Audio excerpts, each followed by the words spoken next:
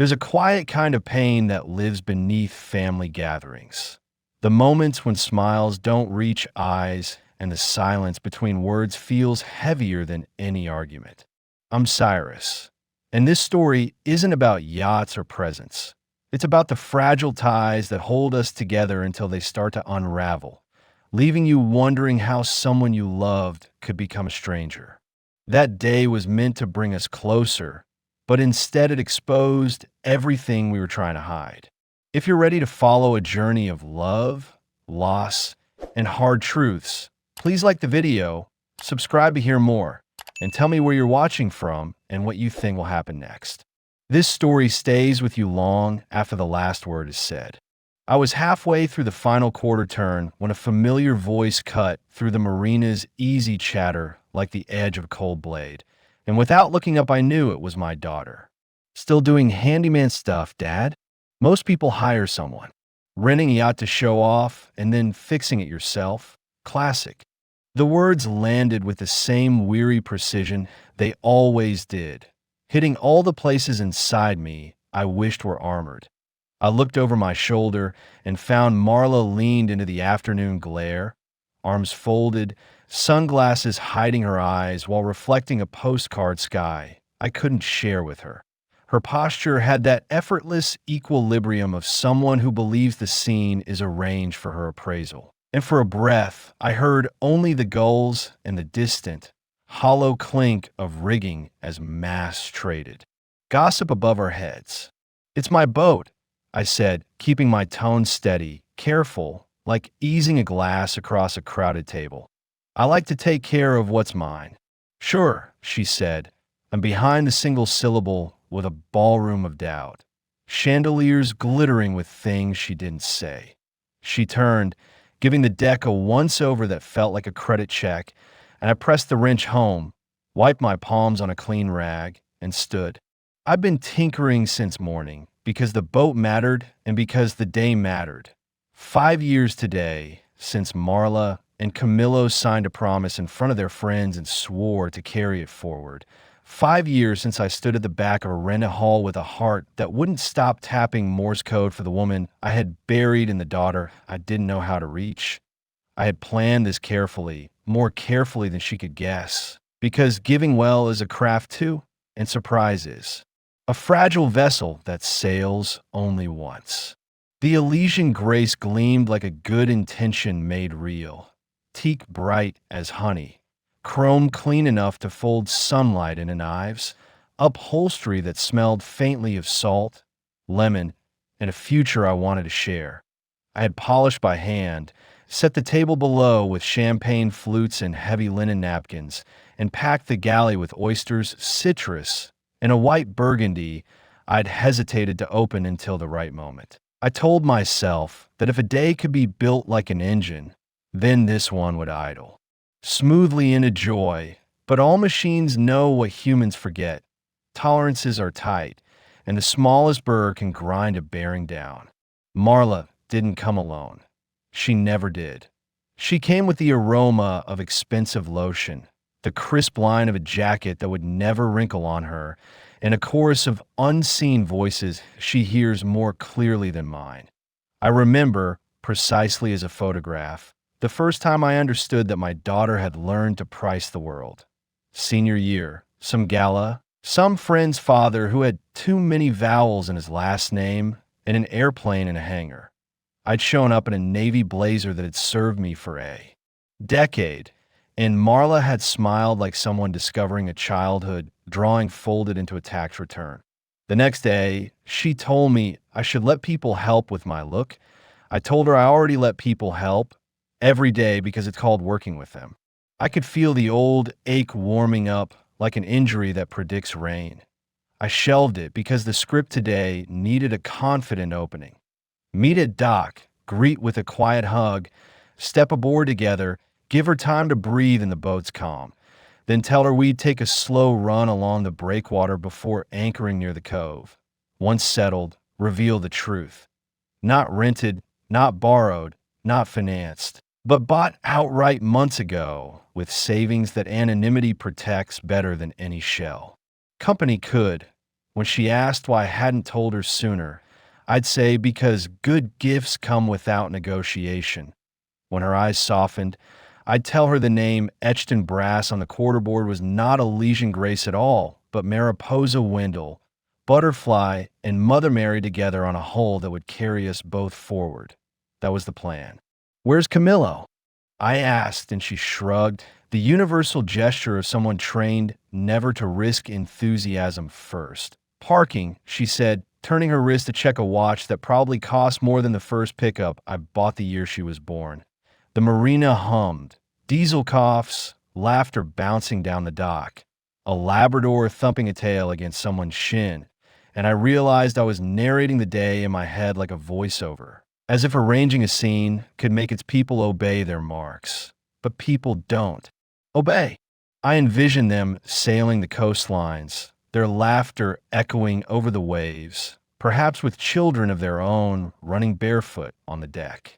Today was meant to be the day I revealed it. I had imagined walking Marla through the polished wood interior, showing her the state-of-the-art kitchen, the sun-drenched cabin, and finally handing her the key while telling her the yacht was hers.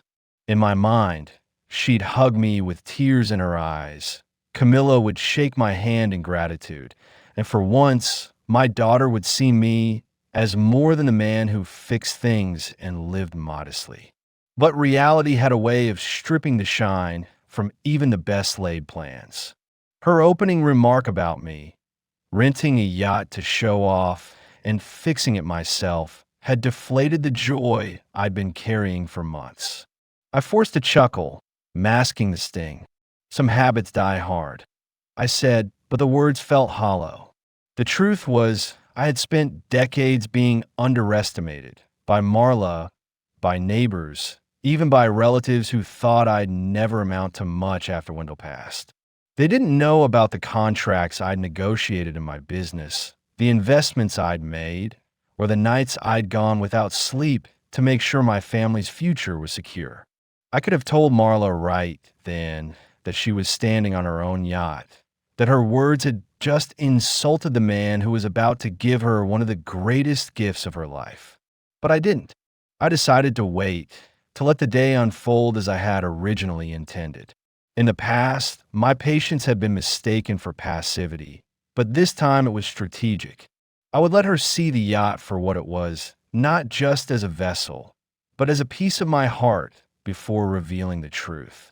That morning, before they arrived, I had walked through the Elysian Grace one last time as its sole owner, running my hand along the mahogany banister, checking the gleam on the brass fittings, making sure every cushion was plumped and every window was spotless. I had even arranged a bottle of Wendell's favorite champagne on the aft deck table, imagining the pop of the cork under the setting sun. The crew, sworn to secrecy, had been instructed to play along, treating me as though I were simply a guest making use of the yacht. Marla had always been perceptive, quick to pick up on inconsistencies, and I wondered if she might notice the familiarity in the way I moved about the vessel. If she did, she said nothing, too focused on her phone as Camillo followed her aboard. Camillo greeted me politely but distractedly, his attention caught by the glinting chrome and the view of the marina. He'd always been courteous, though I sensed he, too, thought of me as the father-in-law who had little to offer beyond small talk and handyman skills. That, too, I planned to change today. My goal wasn't just to give them a yacht. It was to shift how they saw me entirely. The plan was simple. Lunch on deck, a slow tour of the cabins, and then, at the perfect moment, the reveal. I wanted to see Marla's expression soften, to watch pride replace the subtle disapproval that had been in her voice so often these past years. I thought of Wendell and what she'd say if she could see this. Marla tilted her head, glanced at the cushions, and gave a small shrug. "Looks comfortable," she said, the words neutral but the tone clipped. From there we moved to the helm station, where a bank of touch screens gleamed in the sunlight, every instrument calibrated and flawless. Camillo seemed genuinely curious, asking a few polite questions about the navigation system and the yacht's range. Marla, on the other hand, rested her hand lightly on the stainless steel rail and said, "I'm guessing this is all included in the rental price? Some packages come with the captain and crew, right?" The comment was as casual as tossing a pebble into still water, but the ripples it sent through me were sharp. I kept my smile fixed. "It's well equipped, yes," I replied, deflecting the jab. Inside the main salon, the afternoon light poured through panoramic windows, bathing the cream leather sofas and mahogany trim in a warm glow. I mentioned the Italian craftsmanship, the care taken in every detail, from the hand-stitched upholstery to the beveled glass in the cabinetry. Marla walked slowly around the room, running her fingers over the back of a sofa like she was checking the fabric at a department store. "Nice," she said. "I've seen similar setups in the Hamptons rentals. Probably standard." I felt the comment land, but I reminded myself of my plan. Patience. Timing. The reveal would mean nothing if I reacted too soon. We descended the stairs to the guest cabins, each one prepared as if expecting its own honored occupant. Fresh flowers in crystal vases, neatly folded linens, a faint scent of lavender in the air. Camillo paused at the ensuite bathroom, admiring the marble countertops. "They really go all out, huh?" he said, glancing back at me with something almost like respect. "They do," I said, letting the pronoun hang, still guarding the truth. Marla's attention was caught by the master suite, its king-size bed dressed in crisp white and navy, the headboard framed by warm wood paneling.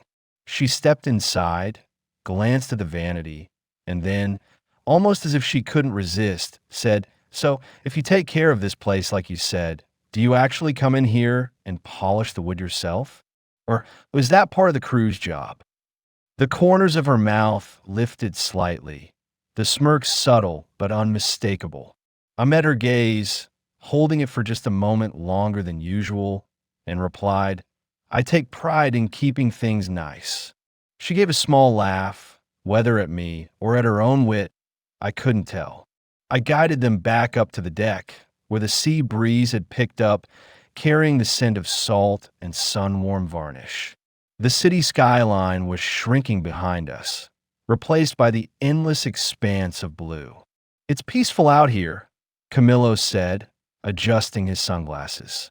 Marla nodded, then leaned against the rail, eyes scanning the horizon.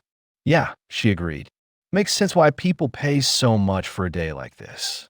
Her words were softer now, but the implication remained, the unspoken assumption that I was merely a visitor in this space, borrowing it from someone else's wealth.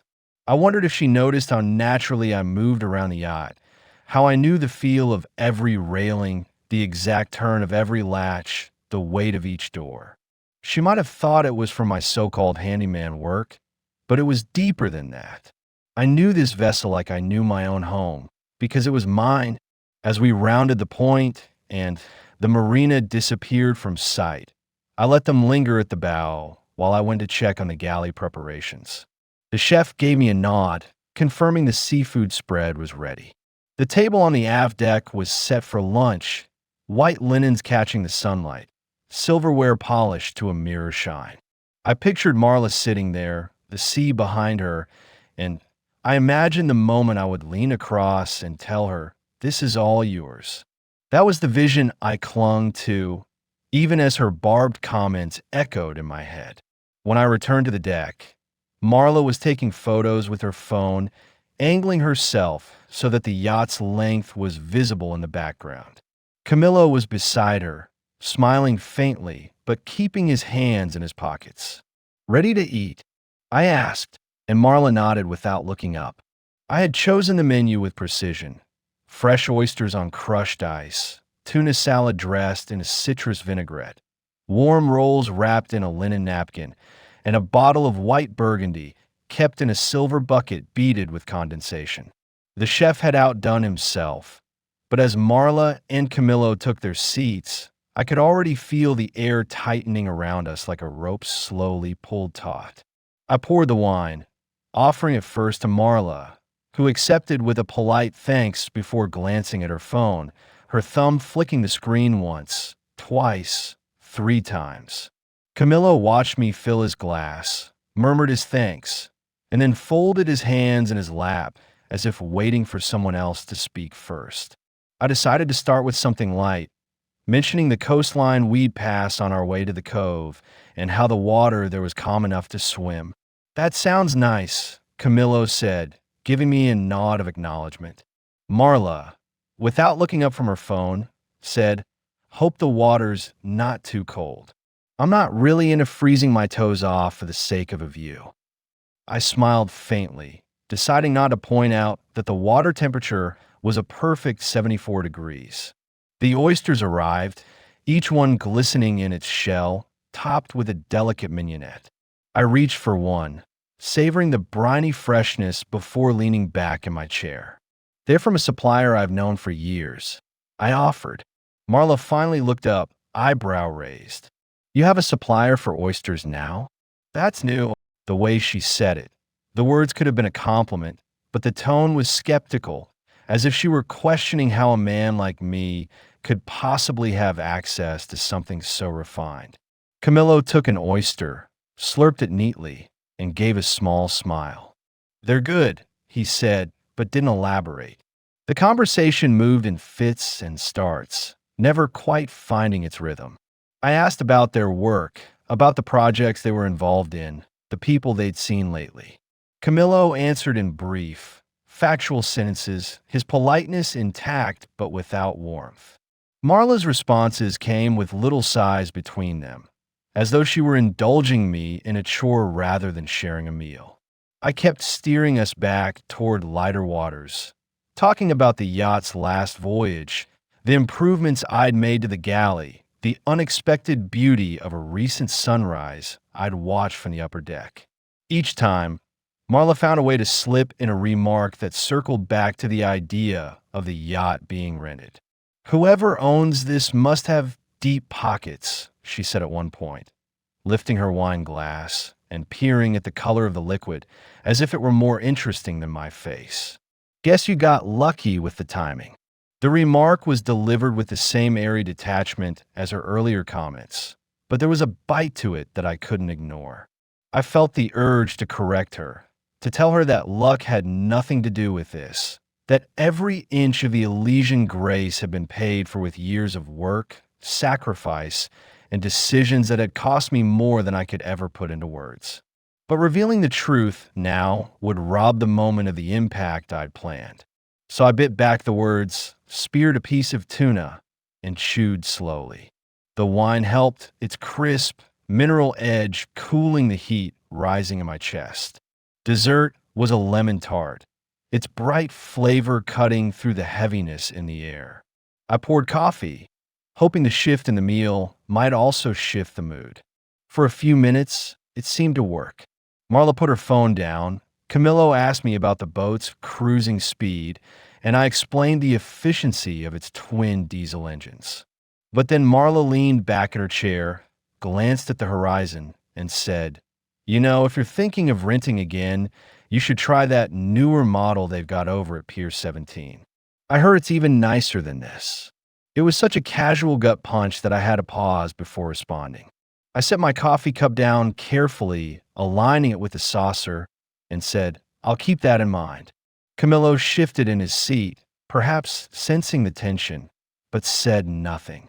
The crew began clearing the plates, moving with silent efficiency. I watched them for a moment, grateful for the distraction.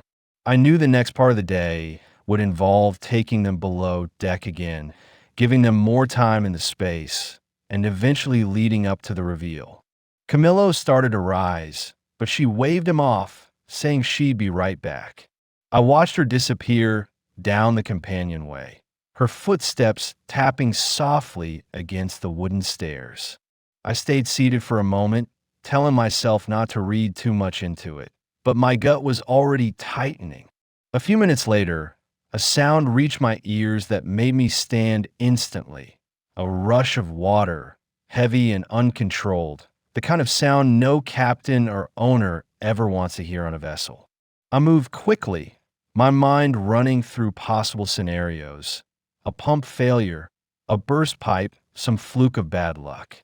But as I descended the stairs and turned toward the starboard guest bathroom, the truth began to take shape. The door was open, and water was spraying in an arc from the sink faucet, splattering against the mirror and soaking the countertop. Marla stood in the doorway, holding a hand to her mouth in a gesture that could have been surprise, but the delay in her reaction was telling. "Oh my God, Dad," she said, stepping back as I moved past her. "I think something's broken." I didn't answer right away. Instead, I reached for the shut-off valve beneath the sink, twisting it until the torrent slowed and stopped. My shirt sleeves were wet to the elbows by the time I straightened. I turned to look at her, but she was already glancing away, her eyes darting toward the hall as if she had somewhere else to be. "Did you touch the faucet?" I asked, keeping my voice even. "I just tried to turn it on," she replied a little too quickly. "It came off of my hand or something. You should probably tell the rental company. They might want to fix it before the next group." The word rental landed heavier than usual this time, weighted by the scene around us. I took a slow breath, resisting the urge to challenge her right then and there. "I'll take care of it," I said. She gave a short nod, then stepped aside to let me pass, moving toward the stairs as though the incident were already forgotten. I stood alone in the bathroom for a moment, staring at the droplets still clinging to the mirror, and something inside me shifted. This wasn't just idle sarcasm anymore. It was deliberate. I didn't know her full reason, but I knew enough to suspect she wanted to prove a point, maybe to herself, maybe to Camillo, maybe to someone else entirely. And if she was willing to risk damaging property to make that point, then she had no idea what this yacht meant, not just in dollars, but in the years of work and the memory of Wendell it carried. My patience was no longer just about timing. It was about deciding how to respond in a way that couldn't be twisted or dismissed. I left the bathroom, closing the door gently behind me, and made my way toward the control room. The crew gave me curious glances as I passed, but no one spoke. Inside, the soft hum of the monitors was steady, reassuring. I sat down in front of the main display and began cycling through the security feeds. The Elysian Grace had cameras in every common area and in the hallways, though not inside the private cabins or bathrooms for obvious reasons. Still, the bathroom hallway camera had a clear view of the door. I watched the feed from just a few minutes earlier, Marla approaching the bathroom, glancing over her shoulder, pausing for a moment at the door. Then she stepped inside, leaving the door ajar just enough for the lens to catch her movements.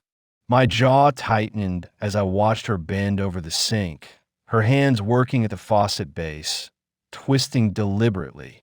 A quick jerk, a glint of metal, and then she straightened, adjusting her expression before stepping back into the hallway. I played the clip again to be certain I wasn't reading too much into it, but the actions were clear. She had sabotaged the faucet. Why? That answer could wait, but one thing was certain. She had crossed a line. I sat back, staring at the paused frame on the monitor. This wasn't about the faucet or even the yacht. It was about respect or the lack of it. And I realized that the reveal I'd planned might need to change. A gift should be given to someone ready to receive it, and in that moment, I wasn't sure Marlo was. Still, I wasn't ready to throw away months of preparation on a snap decision. I needed to address what she'd done, and I needed to do it in a way that left no room for denial. I closed the monitor view, stood, and left the control room. As I climbed back to the main deck, the sun hit my face, warm and bright, but the weight in my chest didn't lift. Camillo was sitting where I'd left him, sipping the last of his coffee. "Everything okay?" he asked, and I nodded once. But beneath the polished surface of it all, my thoughts were sharp and deliberate.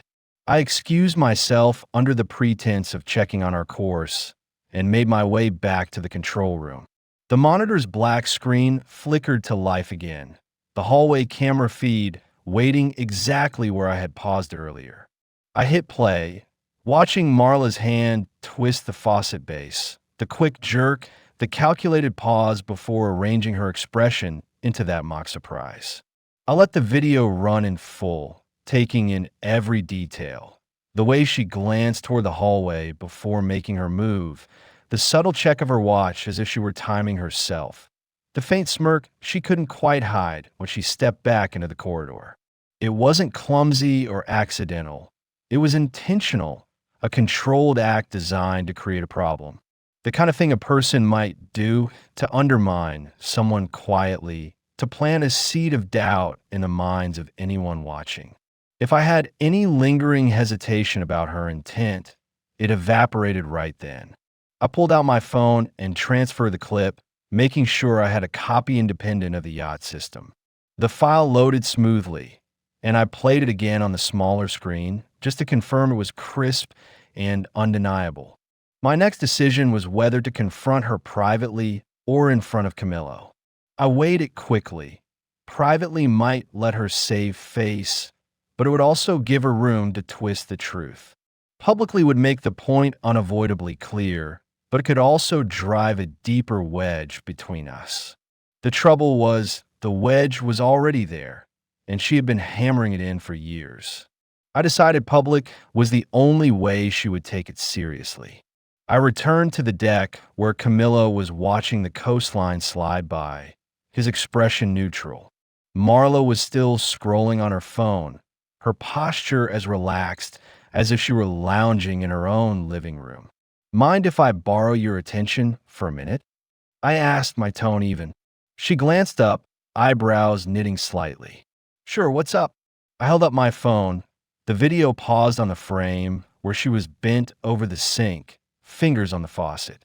"I wanted to show you something," I said. Camillo leaned forward slightly, curiosity flickering in his eyes. I hit play. The sound was muted, but the images told the story with absolute clarity. Marla entering the bathroom, fiddling with the faucet, breaking it loose, and then straightening with that almost imperceptible smile. Camillo's eyes widened, his gaze flicking to Marla and then back to the screen. Marla's face tightened, but she said nothing until the clip ended. "That's not what it looks like," she said quickly, the words spilling out in a rush. "I was just trying to turn it on. Maybe it was already loose." "You can't seriously think it's exactly what it looks like." I interrupted, my voice low but steady. "You broke it. On purpose. And you let me believe it was some rental company's problem." Camillo leaned back, his lips pressing into a thin line. "Marla," he started, but she cut him a look sharp enough to stop him mid-sentence. "Why would I do that?" she demanded, though there was a faint tremor in her voice now. "You tell me," I replied. "Because from where I'm standing, it seems like you wanted to embarrass me, or undermine me, or maybe you just couldn't resist taking a shot because you've convinced yourself I don't belong here." The silence that followed was thick, the kind that settles over a room when someone's been caught without an alibi. Marla's eyes darted to Camillo again, but he wasn't meeting her gaze anymore. She set her phone down on the table, folded her arms, and stared out at the water as if the horizon might offer her an escape. "You're blowing this out of proportion," she said finally, her voice quieter but no less defensive. I shook my head. "No, I'm not." I put up with the jabs, the sarcasm, the constant questioning of everything I do. But this is different. This is deliberate damage. And if you think I'm going to pretend it didn't happen, you're wrong. Camillo shifted uncomfortably, clearly caught between his wife and the truth in front of him. "Maybe we should just focus on the rest of the day," he suggested, but the suggestion felt weak even as it left his mouth. I pocketed my phone, letting the weight of the moment settle. "We will," I said. "But understand this, some things you can't take back. Once you've shown someone what you're willing to do, they can't unsee it." Marla didn't answer. She just turned her head slightly, so that I could only see her profile, her jaw tight, her eyes fixed somewhere far beyond the boat. The crew, sensing the shift in atmosphere, moved more quietly than usual, their eyes lowered as they passed through the deck. I stayed seated for a few minutes longer, letting the hum of the yacht's engines fill the gap. But the silence was a living thing, stretching and twisting between us until I couldn't bear it any longer. Marla, I began, my voice low but carrying enough weight to break the stagnant air. I've spent years trying to meet you in the middle, trying to make sure you felt heard, understood, respected. I let the comments slide. I let the little digs pass. But today you crossed into something else. She didn't turn toward me, but her shoulders shifted slightly, as if bracing for the impact of what I was about to say. Camillo looked from her to me, his jaw set but his eyes darting like he was scanning for an exit. You think I don't notice the way you talk to me? I continued. You think I don't notice how every compliment is twisted into a jab, how every gesture is met with suspicion or mockery? You think I don't notice, but I do. And I've been quiet because I thought maybe eventually you'd see me for who I am instead of who you decided I'll always be. But this, I gestured toward the direction of the damaged faucet. This was calculated. You wanted to create a problem that you could pin on me or on the idea that I don't belong here. You wanted to plant doubt where there didn't need to be any. Marla finally turned her head, her expression a careful blend of disbelief and irritation. You're really making this into some big conspiracy, aren't you? I didn't calculate anything. I turned on a faucet and it broke. End of story. It's on video, I said simply. End of story is not your decision to make. For a moment, the wind was the only sound between us, whipping a strand of her hair across her cheek. She brushed it back sharply, her eyes narrowing. So what? You've been spying on me? No, I replied, my tone even. I own this yacht, and I take care of it. Cameras are part of that. And before you accuse me of anything else, understand this. They didn't catch you in a private space. They caught you in a hallway, breaking something that didn't belong to you. Camillo shifted forward, elbows resting on his knees. Marla, I saw it, he said, his voice cautious but steady. It's pretty hard to explain away. She shot him a glare that could have cut steel, and for a moment I thought he might back down, but he didn't. You could have been honest right then, he added softly. Marla's mouth tightened, and I could see the calculation in her eyes. She was weighing whether to keep pushing or to pull back before she lost more ground. I'd seen her do it before in arguments, choosing the path that would let her keep control. But this time, control wasn't hers to take. Why are we even talking about this? She snapped. If this is some elaborate rental, let the company fix it. If it's yours, she stopped herself, the word hanging in the air like a live wire she'd almost touched. That pause told me she still hadn't put the pieces together, not fully. And I realized with a sudden clarity that she didn't see this yacht as something I could own because she had never allowed herself to imagine me capable of it. That hurt more than any faucet or sarcastic remark. If it's mine, I said quietly, then it's a deliberate act against me, against something I worked for, something I value. She stared at me, unblinking. Worked for, she repeated, like the phrase itself was foreign coming from my mouth. You've never told me about any of this. Where you get the money, how you live the way you do. If you even do, none of it makes sense. And now you're acting like I'm supposed to treat you like some big success. I don't need you to treat me like anything, I said, my voice harder now. I need you to respect what's in front of you. You don't have to approve of my choices, but you don't get to destroy them. The words landed heavy, and she turned away again, her shoulders rising and falling with a slow, deliberate breath. Camillo rubbed a hand over his face, clearly wishing the conversation would dissolve into the sea air. But I wasn't finished. I invited you here for a reason, I said. I planned today for months. I wanted to give you something meaningful. I wanted to bridge this gap between us. But now I have to ask myself if you even want that. Because right now, all I see is someone looking for ways to tear down instead of build. Her silence was answer enough. She didn't look at me, didn't look at Camillo, didn't say a word.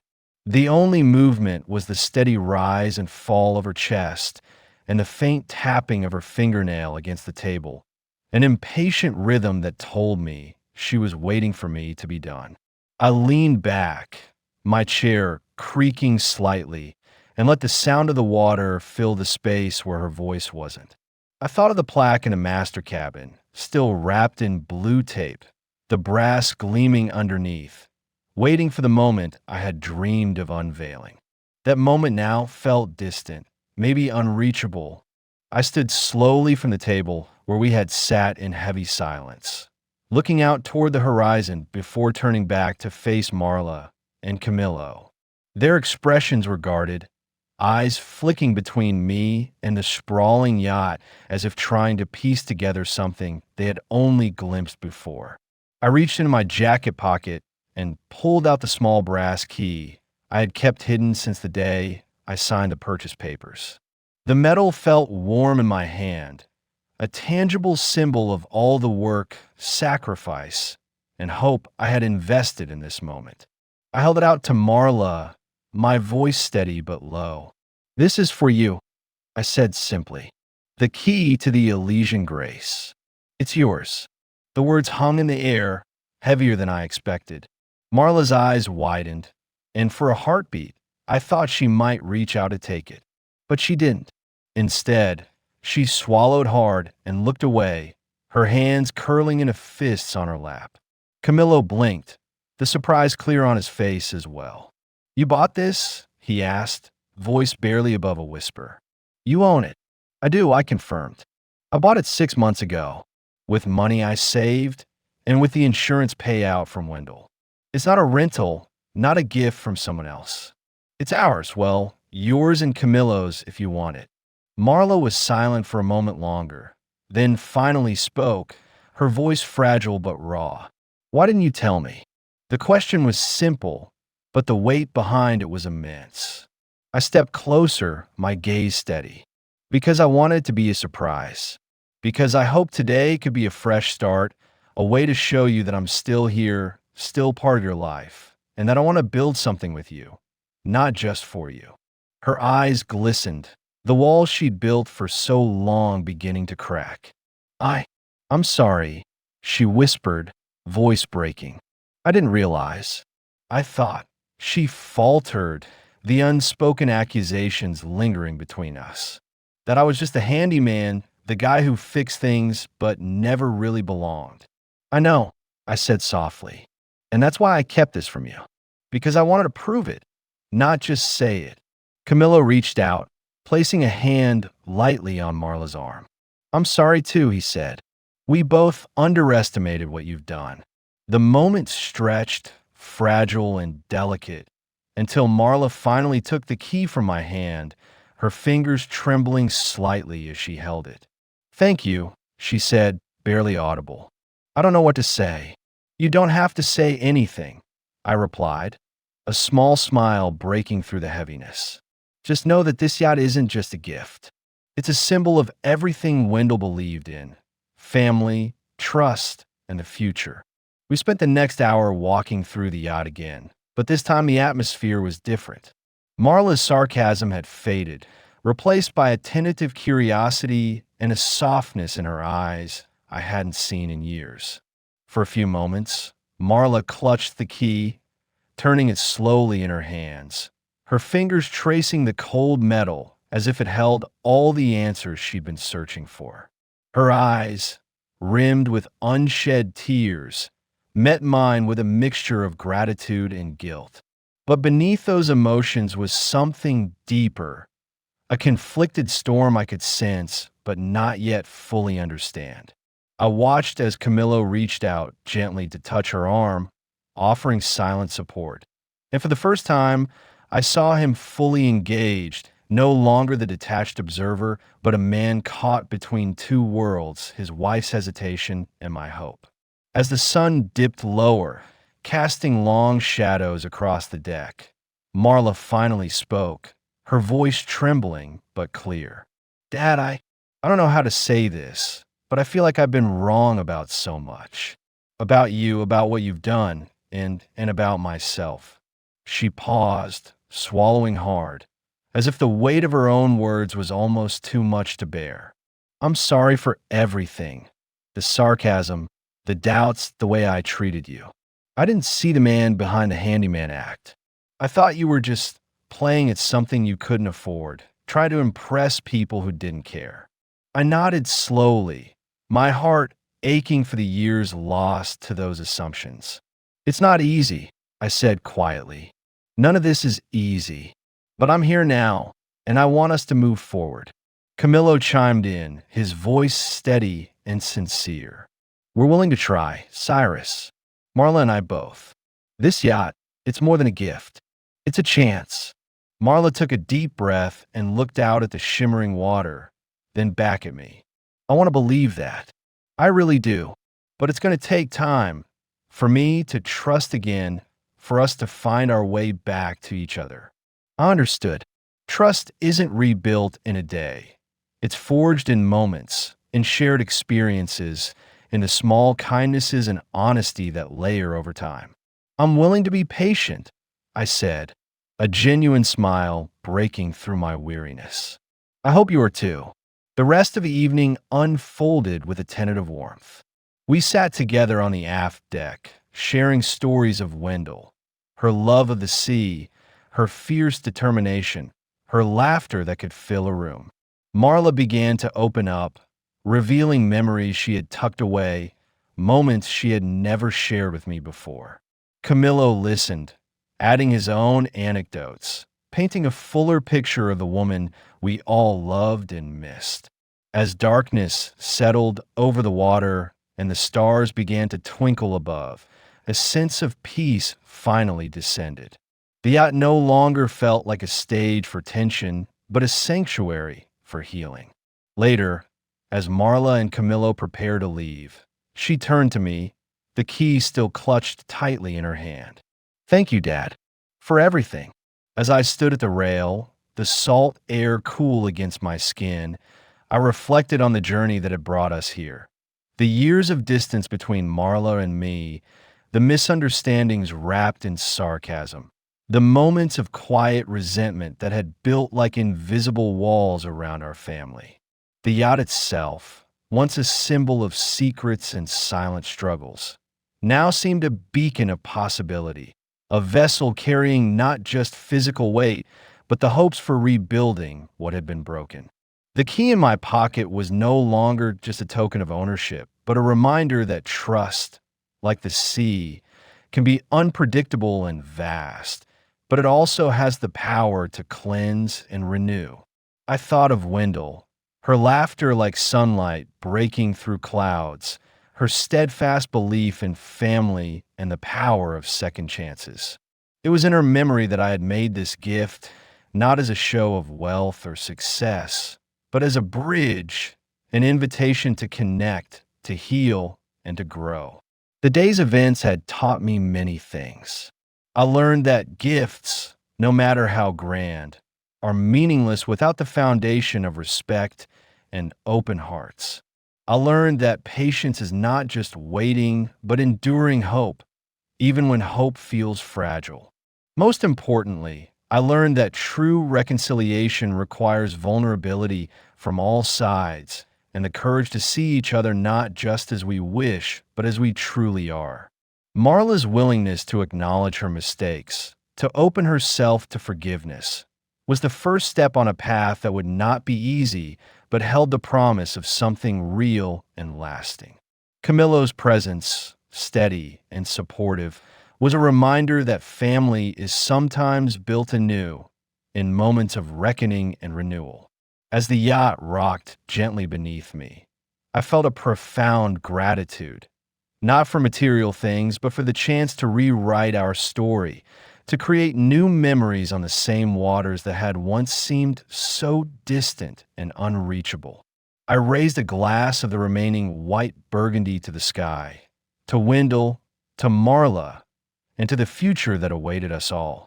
The waves whispered against the hull, a soft lullaby of continuity and change.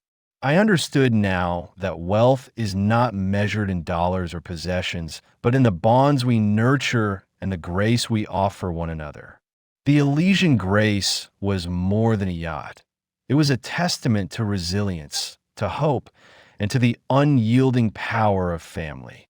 As I turned from the rail, the brass key still warm in my hand, I knew the journey was far from over, but that this night marked a new beginning. The past could not be erased, but it could be honored and transformed. The end. If you've been with me through this story, I want to thank you from the bottom of my heart. If you enjoyed hearing about the Elysian Grace and the journey my family and I went through, please hit that like button and consider subscribing so you won't miss what's coming next. I'm curious, what did you think about how everything unfolded? Did the surprise reveal change your view of Marla and me? And where are you watching from? Drop a comment below and let me know. I love hearing from you, and it really helps this channel grow. Thanks for being here and sharing this moment with me.